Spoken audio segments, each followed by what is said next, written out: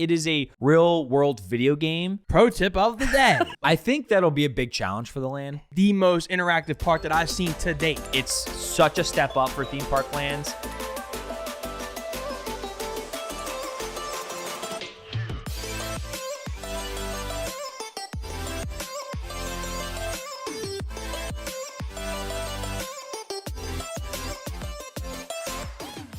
Let's party, it's always a party. Let's go, Paulie.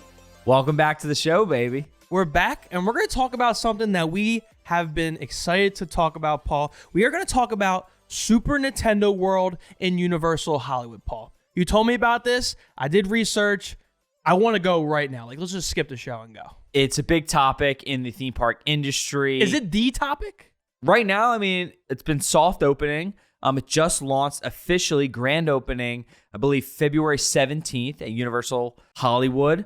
So if you were lucky enough to get out there as a preview, or if you're a season pass member, but if not, now it's open to the general public. Very excited about that. I've never been to the West Coast, so it might be time to get over there. Honestly, this is actually tempting me to get to the West Coast. I watched a couple vlog videos of people who were allowed in on soft openings. We both checked out the park. We both read some articles. So we're going to tell you guys at home our thoughts on it. There is a Super Nintendo World in Japan already. So we're going to tell you what's alike or what's different about this park. But Paul, what's the overall scheme and kind of landscape of this park? Because it's not normal like any other Disney Magic Kingdom park. Yeah, so we're going to talk about it. Basically, it's the newest theme park land in the industry. It's Super Nintendo World. It's basically Super Mario Brothers theme. So obviously Nintendo has a lot of different properties, but it's really focused on the world of the Mushroom Kingdom, Super Mario, those type of characters, Mario, Luigi, Peach. They're your three meet and greet characters, which we'll talk about in a little bit as well when we talk about more features of the land. But in the theme park industry, we know that the newest thing is this idea of a land that is featured around one IP. Right. So we've had the Wizarding World of Harry Potter. Universal did that. It was a Warner Brothers property. Did really, really well for them. And Disney was like, what do we do? How do we counteract that? Right. So then they did Star Wars Land, which was Galaxy's Edge, and they built that in Hollywood Studios in Orlando. They also built it at Disneyland in California. And then Avatar. You have Avatar, the World of Pandora and Animal Kingdom. You have Toy Story Land in Hollywood Studios. And now I think this is just the newest, or they had Avengers Campus even last year. So this is kind of Universal's play of their next big ticketed land to really compete with Disney and compete in the theme park space. And if you have looked at photos, videos, ride footage, anything from this land that opened in Universal Japan, I believe 2021, this is a smaller version of that land brought to Hollywood, but if you haven't checked out photos, videos, anything yet, please do yourself some justice. Yes. Because one, it's gorgeous. Two, it's super interactive. And we're going to be talking about all the features of this land. Well, that's the main feature of this land. And you talk about how parks are trying to focus on specific IPs, but it seems like as new ones start to get released after another one, they're very interactive. And this Super Mario World is the most interactive park that I've seen to date. When you walk into this park, you feel as if you're in the video game. I know one of the vloggers who were there for the soft opening, you actually walk into the park in a warp tunnel, one of those warp tunnels, and you really embrace the game. You walk in, I know we're going to get to it, but the moving figures, which is what they call, Paul? The kinetic energy figures? Yeah, there's a lot of kinetic energy in the land. If you look at other theme park lands, right, you have Harry Potter, you have Star Wars Galaxy's Edge. That's a big complaint that a lot of people have with the Star Wars lands that Disney owns. There's not that much going on in the land. There's a lot of really cool stationary stuff. Yeah, the scenery's great. Obviously, the rides are great and the food is great. But when you're walking in the land, you don't feel immersed because in the original concept art, there was Chewbacca walking around and a lot of droids walking around. Where this is a little different. Where when you walk in that land, Ryan said the warp pipe, right? That's how you enter into this immersive world. Don't overlook that, because a lot of people said you got to embrace the warp pipe to walk in because it feels like you're getting into the video game. Well, that's what's really nice about Universal did this with a Diagon Alley when they built it in Universal Studios in Florida, where they had this grand reveal. Mm-hmm. And I think that's what's really nice too. And Disney did it with Galaxy's Edge with their huge tunnels, where it's you leave the rest of the theme park, the main part of the park, and then you kind of walk through this tunnel or bridge or whatever it be, and you're kind of revealed to the rest of the land like as you exit it, right? So we're going to talk about kinetic energy in a little bit, but like when you walk in that land, you're kind of in the warp pipe. You enter into Princess Peach's castle. You get to look around, and then once you exit the castle, all you got to do is look up, look around, and you have Goombas, Koopa shells, Piranha plants moving. You got Super Mario music playing in the background. You got coins moving around, right? Like there's all this energy. You have Yoshi. Like there's a lot of moving parts. Not really animatronics, but just like moving statues really that give so much life to this land. Other than just the color or the music, or like everyone's been talking about this kind of sensory overload it's having. That's what I saw. Yeah. Super bright. The music is amazing, and what's really, we'll talk about music for sure, but all the different parts of the land, kind of when you're in different areas, the music will change to the iconic sounds of the video games. So it's just like when you're in overload. Bowser's castle, you got Bowser's music playing in the background. Yeah. So it really sets you in the mood. So we're actually going to go down all the features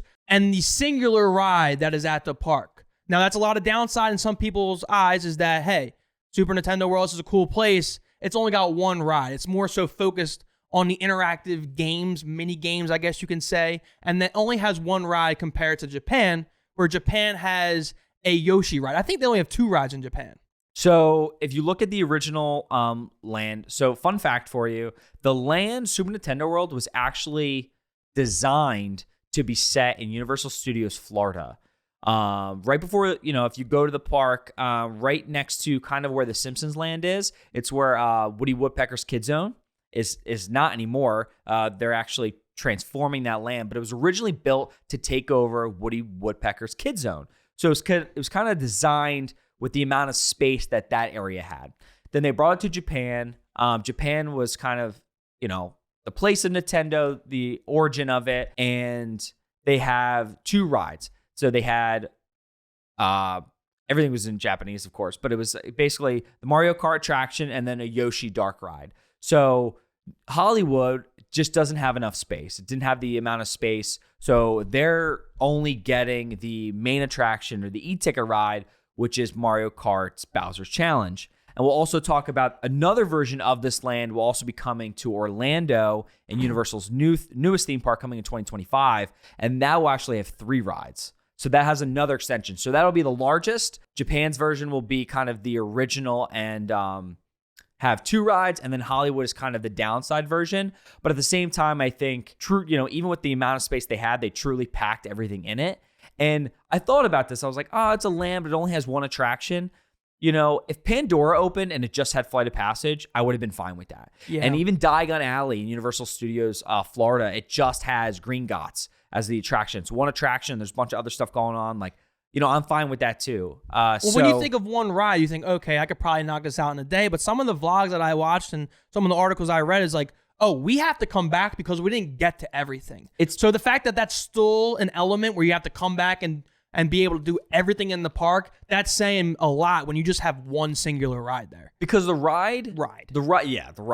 It's great, but at the same time, people have talked about the re-rideability factor of it, like why it's re-rideable, which I want to get into. Yeah, we'll get to it later on. So let's start off let's take everybody through the park. You get there, you look at the entrance. I got a pro tip for everybody. Okay, what's your pro tip? So the pro tip is when you get to the park, you see the Super Mario World entrance, you see the sign, and then you see the warp pipes. What you should do when you first get there is take a picture with your family with the warp pipes and the main entrance sign, because when you exit the park, you're exiting out the back. So you're not going to have another opportunity for you and your family, your kids, to take a picture in front of that entrance sign with the warp pipes. So that's number 1. When you go through the warp pipe, which we talked about, you're embracing the video game. You're feeling as if you're going into the video game. First thing you do, Paul, you got to get a power band. Ryan's talking about the power-up band. So very similar to kind of the look and feel of like a Magic Band at Magic Kingdom or any, of the Disney parks, but it's very different. So the band will actually cost you about $40. You can buy the band outside of the land. You can buy it in City Walk in Hollywood, or you can buy it inside the land too. So it all depends on what you want to do. A lot of people are talking about, buy it before you get into the land. So when you get in there, you can automatically start your game, your interactive activities. You can have it downloaded into your app or connected to your app. But it's a power-up band. You can choose. There's 6 options. There's 6 options for you. They're all based on characters from the video games. So you have Mario, Luigi, Yoshi, Toad, Peach, and Daisy, right? Yeah. So they're your 6. They're snap-on bracelets. Like They're really, like old school 90s snap-on bracelets. They don't look like they work very well, though. I will say that. But they're very large, too. Like, the power bands are a lot bigger than what I thought. And like Paul said, probably the move is to get the power-up band before you get to the park. Just so you don't have to worry about it. But if you don't do that, they do have a 1-up. It's like a merchandise shop where you can go buy the 1-up, the power-up band. Or they have, what I thought was cool, is these cool kiosks set up around the park where you can buy your power-up band almost like an ATM. Yeah, it's like a little a vending machine. And you buy the power-up band, select what band you want. It comes out just like you're getting a candy bar from a vending machine. So those are 3 ways where you can get the power-up band, but that is your number 1 priority once you walk into this park, is to get that band. And link it to the app, the Universal app, so they can get the points, Paul, and the coins, which we're going to talk about right now. Yeah, that's what makes the whole land so much different than the other theme park lands we've been talking about, and why it really is a game changer to the theme park industry, because it's just so interactive. Like, it is a real world video game, and the power-up band, it is an upcharge. So like I said, it is $40. It is not required, but it does allow you to do so much more in the land. And I think to really experience it to its potential, you do have to buy it. So I can see it getting a little bit pricey for families, but it's a one-time buy. You can bring it back. It's super easy to connect. If you open the band on the back, there's like a QR code. You go to the Universal app. There's a whole section just to Super Nintendo World. You scan it. You link it real quick. You could set up your account, your username, and then whatever team, whatever icon you pick is like your team. So if you're a Mario band, you're like Team Mario, Luigi, Team Luigi, etc. Ryan has a pro tip. What's your pro tip? It's time for Ryan's pro tip. Well, time to 1-up. Pro tip, power bands, Paul. Talked about it. You pretty much gave a good layout of what they are, how to get them. They are actually accessible with your Nintendo Switch at home. So after you go to the park, you have your power-up band. Take that home. You can link it to your Nintendo Switch. I believe it's compatible with Mario Kart 8. It's also compatible with Mario Party. And I think you can unlock some cool different wardrobes for certain games. So check that out. That's Ryan's pro tip of the day. Well, thank you. You're welcome. So the main point of the band, right? Like we talk about, we're going to talk about the restaurant a little bit. You have the merchandise shop, you have the ride. But when you walk in the land, there's a lot of different activities that you can do. And to participate in those activities, you really kind of need the power-up band. So when if you ever played Super Mario Brothers or any of those video games, right? There's the question blocks where you can punch them and gain coins. Yeah. So the idea is that the band is basically your ticket to your like gamification of everything, and links to your account. So if you're using your power-up band, you're punching the question blocks, you're gaining coins. Everything is then connecting to your account and then like just adding up for everything else you do. So it's kind of like you can punch the power blocks, get the coins, and then you could also participate in like little activities. And there's a game really where you collect, there's 3 games. It's one overarching game, but 3 little mini activities where you have to collect the keys. Yeah, so you have to get 3 keys to get into Bowser's Challenge, Paul. And there's 3 mini games. So I'm not good at explaining these mini games. So this is where I throw the oop to you on how to explain these mini games. So there's a lot of things around the land that you could use the band for, and one of them is these mini games and like basically trying to collect the keys. You have to earn 3 keys to then play Bowser Jr.'s challenge, which is your main goal. And then every time you collect these keys, once you play him, you can try to replay him in the future, but then you have to actually play each key game again. And there's 3 key games. One is a crank game with a Goomba. You actually have to like crank a machine. The Goomba's walking, and you have to try to kick him off the machine. If you beat him, you get a key. Yeah, it's like he's running on a treadmill, and you got to crank as fast as you can and make him fall off. Now let's give the people let's be upfront with the people because we're not liars on this program. No. Games aren't that hard. Yes. These games are pretty damn easy. The main idea is that, right, it's meant for people of all ages, and you want people to enjoy their time at the land. So that's the first one. It's like a crank the Goomba. The second one is with the piranha plant. So we're talking about kinetic energy, and one of the coolest things in the land. Like, I love seeing the piranha plants. Yeah, it looks scary almost. It looks like it might eat me. It just looks amazing. Like, I just don't. It's one of the coolest animatronics in the land. I think there's a few of them. There's the one for in the game to win the key, and this one I forget what exactly it's called, but the idea is that the piranha plant is sleeping, and there's a bunch of alarm clocks. Yes. A lot of people talk about that you should be, if you have a partner or you have somebody that you're there with, try to play together. It's a lot. No. But it's harder That's to play. cheating. It's harder to play by yourself. That's all I'm saying. And Not for me. The idea is that the alarm clocks are going off, and you have to press snooze on them to keep the piranha plant. You're good at that. I'm good. I always press the snooze Paul's button. always late around here. Always press the snooze button. So if you can do that and you can press them all and a good time, and the plant stays asleep, you earn the key. Now, I guess you have to wait in line to try these out, obviously. Yes, and every time you play it, if you want to play it again, you just have to get back in line. And once you beat the game, for every time forward on the same day, it is activated hard mode. So you start on easy mode for all the games, and if you try to play the game again on the same day, it's on hard mode. And I also think that once you get up there, the workers, I guess you could say, they allow you to get like 3 chances. And then if you don't get on the third chance, if you don't get on the third chance, if you get 3 chances and can't figure this out, kids, it's time to reevaluate your life. But you do get 3 tries, and if you don't, you gotta go back in line and get back in line. They are really fun. They look like a good time, and we keep talking about they're supposed to be easy. So there's 2, and then the third one, that's the match one. Yeah, the third one's inside. So there's a little cool like a thwomp cave. So if you know what a thwomp is, you kind of go inside the cave. And then there's this match game. So the idea is that you have a digital wall, touchscreen wall, and there's a bunch of squares. There's blue ones and yellow ones. People talk about this. It's a lot easier if you play with a partner or a friend. Ryan's tip, don't do that. Try to win on your own. Win on your own. Pro tip of the day. So there's blue and yellow squares. As long as you change, the goal is that you're supposed to match and make the wall one color. So if you could change all the squares to blue or you change all the squares to yellow, you will win. And that's the third way to win your key. So it's blue and yellow, right? Correct. Because I'm a little colorblind. So if they did like blue, purple, would that be a little hard for you? Brown, red's a little tough. So maybe I'm out here talking trash on the kids. Well, I'll help you. That's why something you need a where partner. I might need a partner with the colors. So you know what? I take back my pro tip of the day. So there are your 3 mini games. Another pro tip by Paul. Gotcha here. You don't have the buzzer. You can't do pro tip. I actually got Ryan that. Here, throw it. Pro tip. Paul's pro tip of the day. Yeah, should I keep this or throw it back? Well, until I got another pro tip. Okay.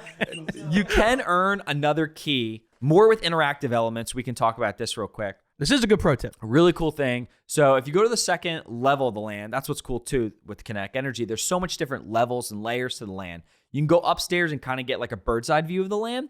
There are these binoculars, and they're AR binoculars. So you can look into them, and there's augmented reality. And then when you look around the land, you have like characters from the video games. You can look up into the sky, and there's clouds, or there's maybe Bowser's ship raining down, or maybe there's like little hidden things in the land that can earn you extra coins that will connect to your account and put you higher in the leaderboard, or they'll collect stickers that'll go into your account too that can help you collect coins.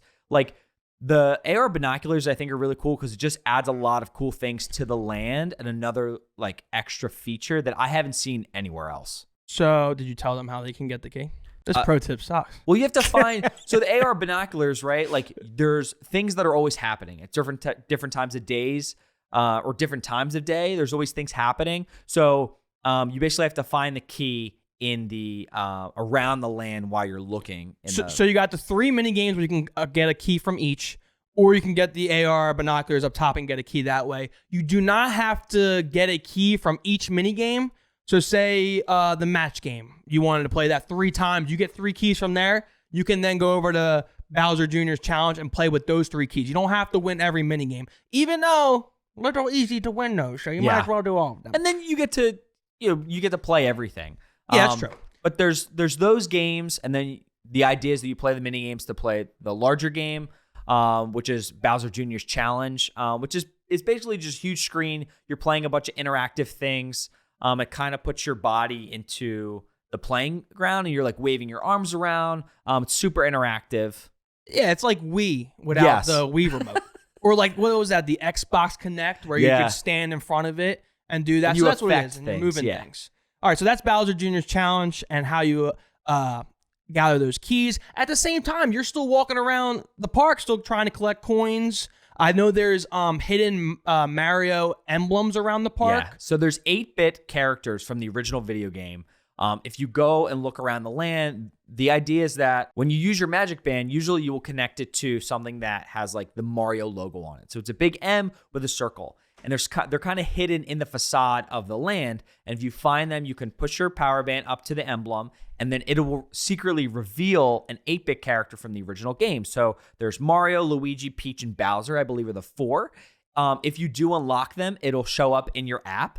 Yeah. And usually each one has a certain set of coins to it. So the main goal here is you should be collecting coins throughout your day. There's a bunch of different ways to do it. You can find the emblems, you can punch the power-up blocks, you can play the key games. And then also you can earn coins through the main attraction at the land, Mario Kart Bowser's Challenge. And everything is stored on your app, and everything you should be playing to increase your ranking on the leaderboard. So when you go in the land too, what's really cool is there's a bunch of like digital leaderboards. You can have it on your app, or you can also check these leaderboards. They're updated, I believe, every hour.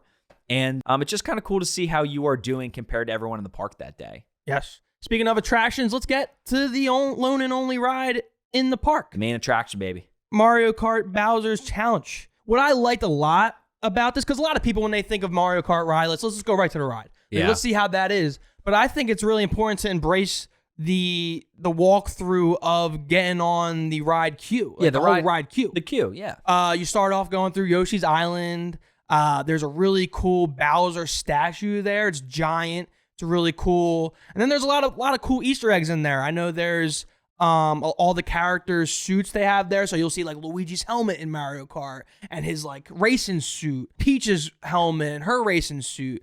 And then there's just a bunch of cool Easter eggs. There's like a factory there where they show you how they make the Mario Kart bombs. And it's a cool little addition to the ride queue. So really embrace that ride queue while you're going in there. They have trophies, Paul, that you liked. Yeah. All the trophies from the different circuits that you can win in the video games. And then this idea is that the race that you will be racing in when you're on the attraction is you will be playing for the Universal Cup that you can only get at Universal. So you're Team Mario. You're with all the Mario's friends, and you're playing against Bowser. You're playing against Team Bowser, Bowser Jr., all his minions. Your main goal is to win. The ride is a slow-moving ride. You're on a track, but it's really immersive. And the best thing about it is the AR elements. Yeah, so they hand out to every rider a visor. And on the visor is an AR like screen. You get a Mario visor, and then when you get in the cart, I think it sits 4 people per vehicle. Each person gets their own steering wheel with buttons on the top. There's 2 buttons. And then they'll give you the glasses, basically. And then you take the glasses, you'll attach it magnetically to your visor, and then you'll see things that are happening on your glass that you can control and make your game unique to everybody else in your cart. Yeah, because that was my speculation to the ride. Because like I know how these rides kind of go. It's like, oh, it has these cool dynamics, but how much are you actually controlling in the ride? Like, are you actually sitting there controlling your cart? But the way you explained it to me pre-show is that each person, individual person, has like their I wouldn't say weapons. What do they call and use the thing? Yeah, like they each have their own style of their own items and stuff, right? So you're on a track, right? And things are AR, so there's things added on top, right? So like your characters, your item blocks, if you've ever played the games, your weapons that you're shooting at other opponents and players. But then there is a physical set around you that's happening. It's most of what you're going through is really, really cool. But what's happening is you're going through this track, and then you're seeing everything in your glasses. You can move around. If you collect an item block in the game, for example, you get an item block, you maybe have a red shell or an item that you can throw at an opponent. Banana peel. Yeah, banana peel, whatever it is, right? When you're moving around in your head, you'll be able to see opponents or enemies or things. And if you want to use it, you have to use your head to aim. So you'll just turn, you'll look at it, and then the buttons on your specific steering wheel you can use to shoot the weapon at said opponent. That's something else I didn't know. I didn't know that there was actual buttons on the ride. And that's kind of how you control your game to everyone else, and different things that you see on the attraction, different enemies that you hit, different items that you collect. They're all attached to your magic band, or I'm getting confused here. Your whoa. It's not Disney. This We're isn't talking about Disney Universal. World? Your power-up band. And so when you go onto the ride, make sure to, I believe, before and after, just tap your power-up band to your steering wheel, and that'll connect everything that happens in your game to your app. Yeah, so you can check out the ride on YouTube, but I hear a lot of vloggers, they say like YouTube or even the videos that they get from the ride, it doesn't do the ride justice. And that was a big complaint when people were looking at when the ride first premiered in Japan. It was like this, we think of Mario Kart as this, like it should be something similar to Test Track at Epcot, where it's like you're in a vehicle, you're going really fast, you're on a rainbow road, etc. And people were seeing this and they're like, it's so slow. It looks just so slow.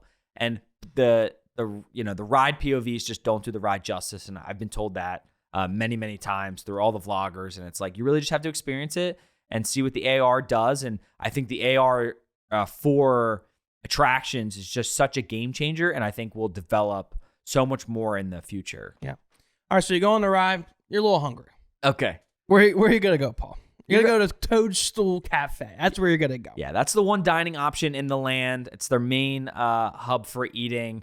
It's a sit-down restaurant. You go up to the counter, you'll order, and then you'll sit down. They'll give you, a number, and then a cast member will come over and hand you your food when it's ready. Cute little spot. Yeah, not only really is it a cute little spot, it's got a cute little menu, Paul.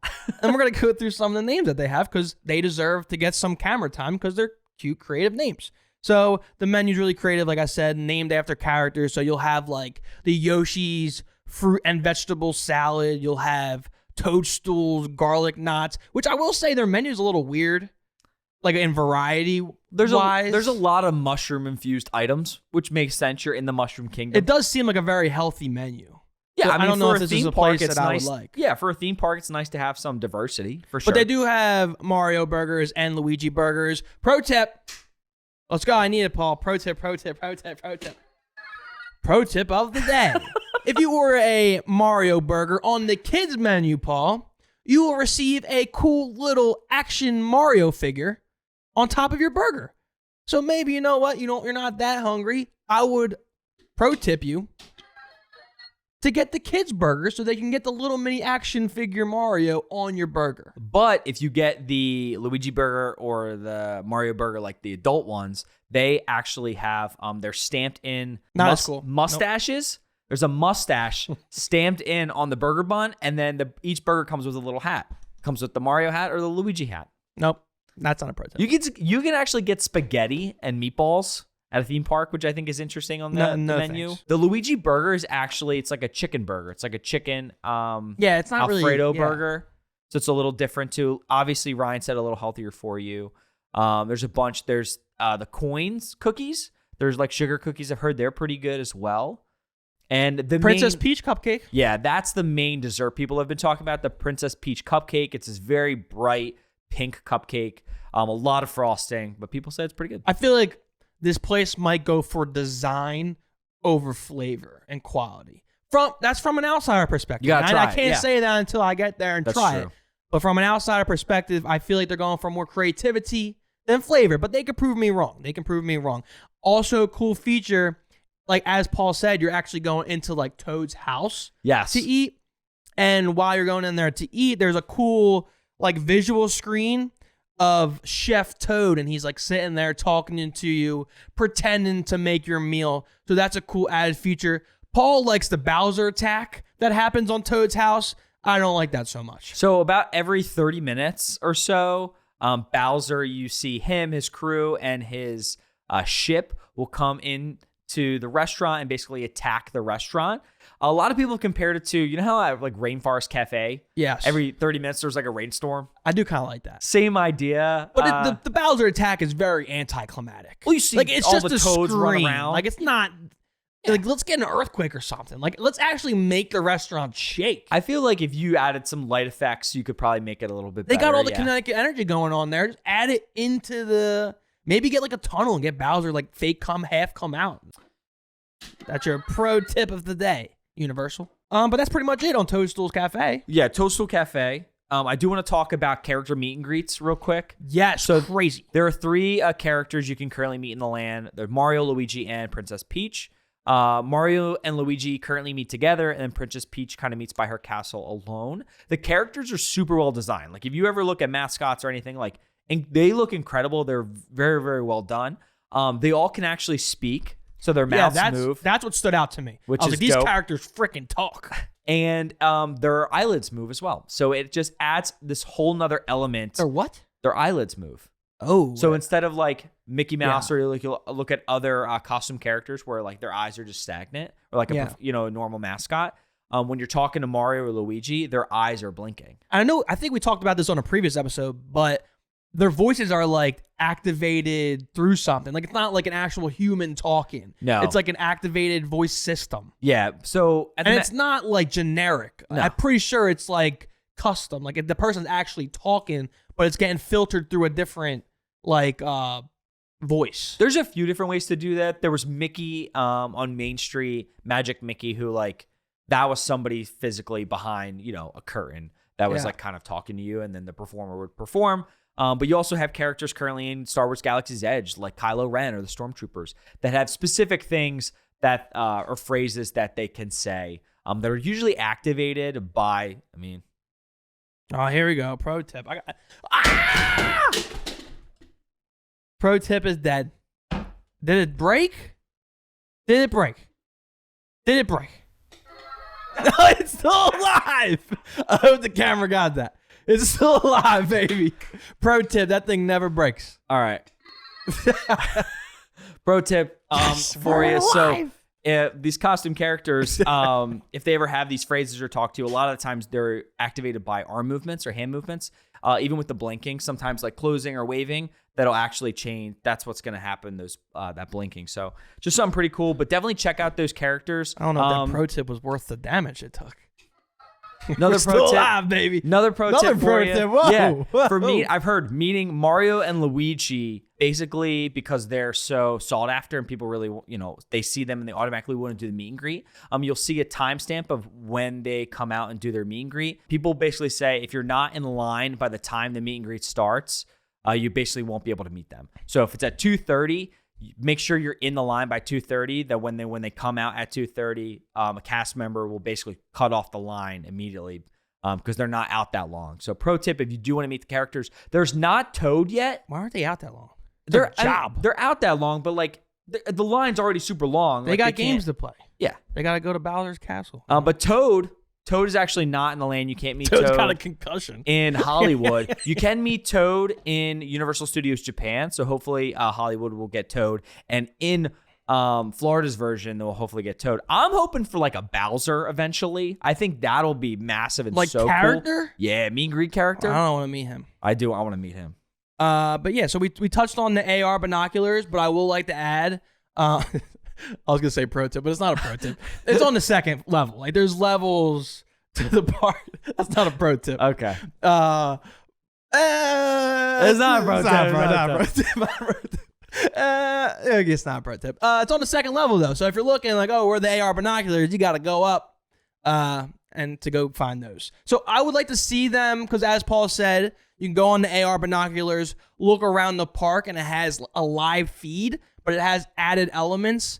I did hear that they add a lot of cool different elements into that live feed, but I would like them to make sure that they keep it up to date. Like keep things interchangeable, keep things fresh, and not keep things so bland. I think that'll be a big challenge for the land. Probably. People have talked about the sunlight in California. The land is super bright and colorful. Make sure it doesn't get faded by the sun, that all of the kinetic energy elements are constantly working, because if they're just stagnant, it kind of looks broken or looks weird. So there's going to be a lot of maintenance in the land. I think it'll be very difficult to maintain, but it's such a step up for theme park lands People have been raving about it and talking about how amazing it is to have something like this in the States. So I'm very excited for the one coming in a few years to Epic Universe down in Orlando, the largest land out of the 3 Super Nintendo worlds, where they're going to be adding a Donkey Kong themed section with the Donkey Kong roller coaster, which I'm excited to see. But we'll get there. We'll get there. And right now it's really cool that you have the Super Mario Bros. Movie from Illumination Entertainment, which is a Universal brand,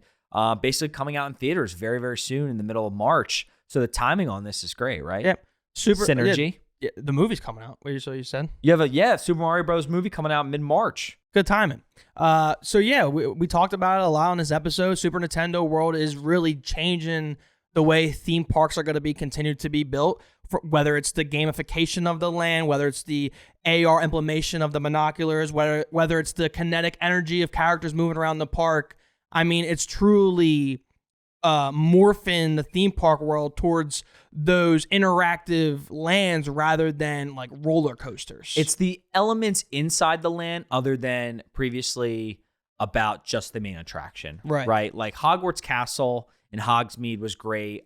People loved being in Harry Potter in general, but I think, and the wands, right? I think, and they're both from Universal. I think Universal's been doing it right, and I think, Harry Potter, you can get an interactive wand, and you could go to different spots and use a spell and make things happen in the land. And this is just the next step of that with the AR, but with the binoculars, and even in the main attraction. I would love to see where VR and AR advance the theme park industry moving forward. All right, before we get out of here, I got to ask you this question. What's your question? They got one ride, right? We talked about how Japan has the Yoshi ride, which is not even really a ride. I think it's like a ride around the park. I mean, it's a ride, yeah. Okay, sure. Is there going to be a problem with wait times? It's like, oh, there's one ride here. I know they had a soft opening, so we really don't have anything to gauge the wait lines or how crowded it gets or overpopulated. Do you think that's something this park's going to have to figure out? I think the queue was made for a large intake of people. Like that queue was very detailed, makes sense, yes. But it's a very large queue that can hold a lot of people in the land. I think when it first opens to the public and its grand opening, I think you'll need a reservation just to get inside the land. And then I think they'll be able to put a lot of people in the land because a lot of people will be swallowed up by that ride queue. You got one ride. You got one place to eat. I mean, I don't know if they have other. You have a lot of snack games going stands on. They just added like a drink stand. So, because before that, with the soft opening, you'd only get a drink if you had to go in the restaurant. Right. So it's a work in progress. It's a work in progress. I think it's about to open in 2 days. It'll already be open by the time this episode's out. If you haven't checked out videos, photos already, definitely go check that out from Universal Studios Hollywood. We got to get out to Hollywood. We do. Appreciate you watching. As always, like, subscribe to the channel. Let us know if you like this type of content. You want to talk about more theme park lands, more things coming to all the theme parks in the States, maybe out of the States in the future. But that's been it, baby. As always, music. Take us out. Peace. Later. Pro tip of the day.